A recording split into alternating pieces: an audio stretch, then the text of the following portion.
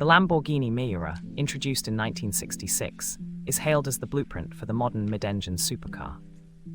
Its 4-litre V12 placed behind the driver produced 350 horsepower, paired with a transverse gearbox for blistering response.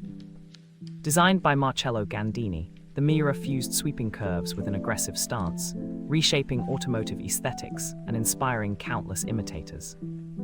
Production ran from 1966 to 1973 with about 764 units, each showcasing bold engineering and Italian craftsmanship.